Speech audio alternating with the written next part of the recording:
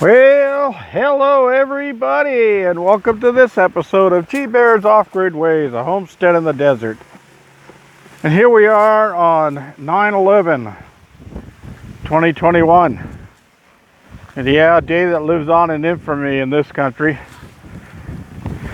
And sad to think about all those people that perished in that fiasco. Is the only way I could describe it. But anyway,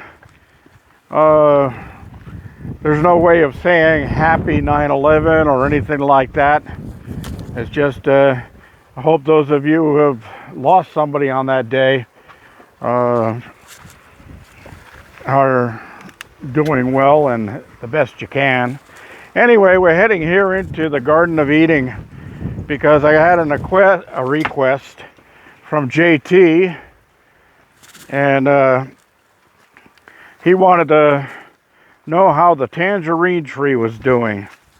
Well, here's the tangerine tree, and it's looking still a little sad, but I'm gonna hit it with some hydrogen peroxide and water and see if I can't get that thing to kick back up.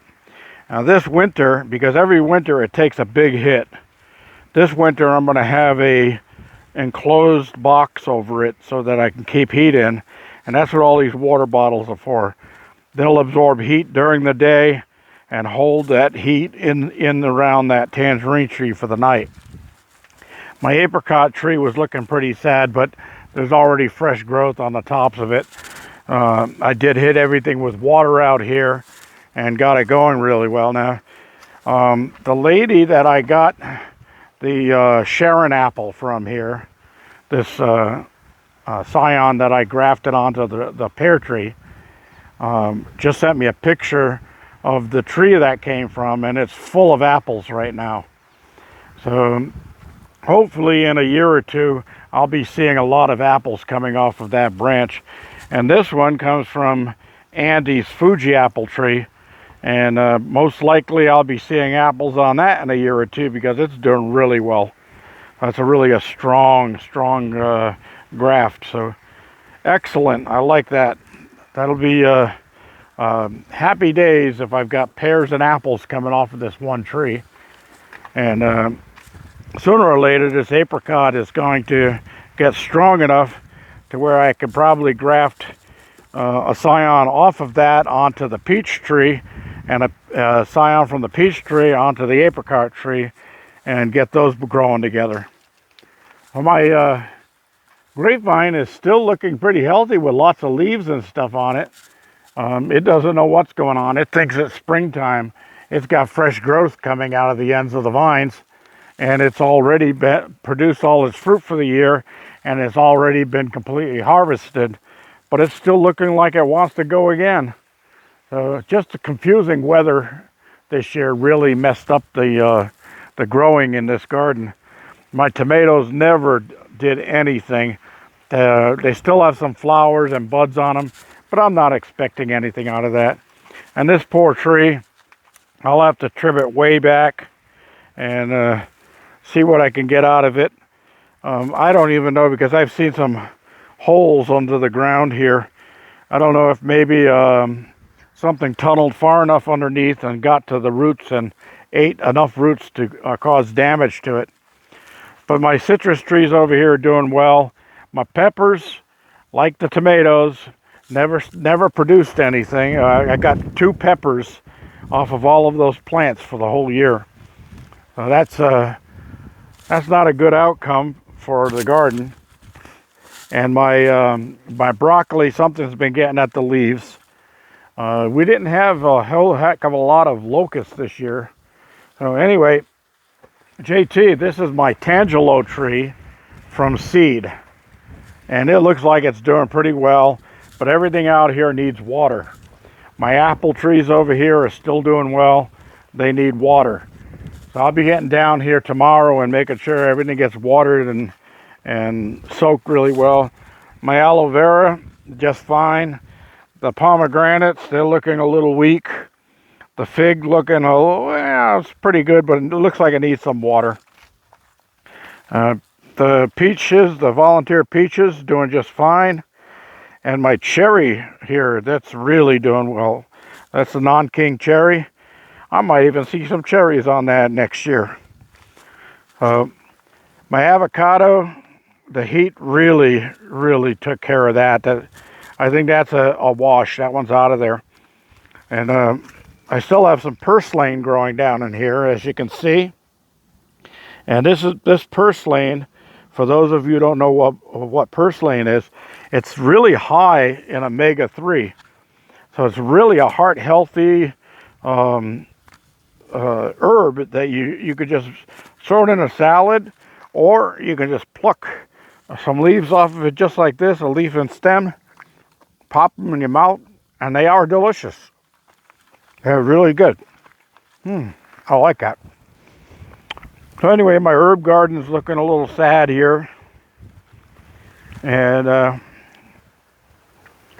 see a caterpillar crawling on my vine, on my netting down there. And I've seen some little yellow moths around. So they probably got into that. These shade trees are really looking good. They're really healthy. Got lots of leaves on them. I think the taproot probably got down low enough to hit that underground water vein that runs through my property this direction. As you can see, that plant out there is green. So there's some underground water here that's keeping some of these things going. This tree, not even sure what it is. It was just a volunteer, and I kept it going in this pot. And I figured, well, it might give me some shade and protection from the wind, because this is the wind side of the grow house. I've got potatoes and garlic down here that have all sprouted, but they need water. So I'm going to have to get out here and do some watering. This is a pear graft that came off of that pear tree that I have the apples grafted on. And I grafted it onto this pear tree that has not been producing anything. So maybe that'll help get some production going for next year. Some trees won't produce fruit unless they have another tree that can cross-pollinate with. So by grafting, I can take care of that problem.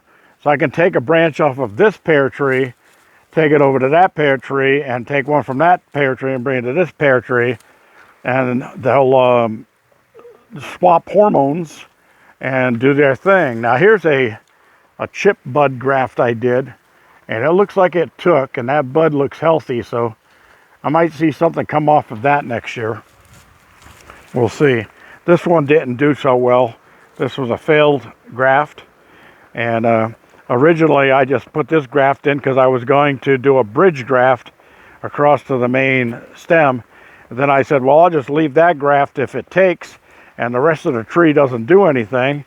I'll cut it off at this point, and I'll graft some fresh apples and pears into the top of it and start over. So anyway, that's about all I really have going. I got some nice sweet basil growing here, and this pear tree never really did anything, but this graft did take. You can see it behind there. That graft did take, but it needs to be watered and taken care of. That's going to be my tomorrow chores. That's what I'm going to do, is get out here and do some garden work. I have to transfer water down from the blue barrels down to here and give everything a real good soaking. I mean, real good soaking. Now, I don't like that hole in there. Oh, I got 3 holes in there, so I think something might have gotten into those. I have to find out what and how and close that off. But you realize that all these fruit trees, none of them would be existing right now this long, my grapevines, any of that stuff, if I hadn't built this complete enclosed garden house with wire on the wall, ceiling, and floor. If I hadn't done that, none of this stuff would have survived this long. So it was an advantage taking care of it. I've really got to clean out the greenhouse because it's going to be getting down to the time where I got to do my winter crops in there. But it's still, right now, it's still like 110 degrees. Let's see, yeah, about 110 degrees in there. And I've got the doors and the vents open, so kind of still too hot in the greenhouse to grow anything. Of course, hothouse tomatoes aren't bad, but they're not doing really well. Anyway, it looks like I can get some water to this thing pretty soon too. And then maybe in a year or two, I'll start seeing tangelos on this tree. I've got some sub branches coming off of there already. So, all right, I hope that satisfies your request there, JT. But, oh, and say hi to Cricket and give her a pat on the head. These actually, all these citrus trees, remember citrus and that tangelo I just showed you, citrus are all true to seed. So if you dry the seeds and then carefully use a razor knife after they're dried and take off the outer casing, place those between a paper towel with some, spray them with a little bit of fresh water, and set them in a just a lighted area, but not direct sunlight, and they will sprout. And once they sprout, you can get them transplanted into soil, and the soil will provide the nutrients the tree needs to keep on growing. But if you live in an area like I do, you have to have a way of protecting them in the winter, because it will kill them right off, right down to take all the leaves off of them, and then they got to start all over to try to rejuvenate in the springtime. And that's what's happened to this one 3 years in a row now. So I've really got to get this covered up for the year, and it looks like everything is going to need to be fertilized here because it's the end of the year now. And I'll get the fertilizer into the soil and let it work its way down. I'm surprised that my pear tree here is still full of leaves like it is, because normally by this time of year they're all starting to drop off. But who knows? Might have some good fruit on that one next year. At least apples. That would be good. And if I get a chance, I'm going to run down to the friend's house I got the Gala apple from and pick some apples off of that tree, and maybe get another scion or two to graft onto that tree down there. See if I can't get something going off of that. I'll take off one of the main stems off of it and do some bark grafts on it. All right, everybody, that's about all I have for today. Any questions, comments, and whatever down at the bottom. Don't forget thumbs up. Don't forget to subscribe. Don't forget to share. Don't forget to forget. Don't. Oh, just don't. All right, everybody. Thanks for joining me. This is G Bear signing off.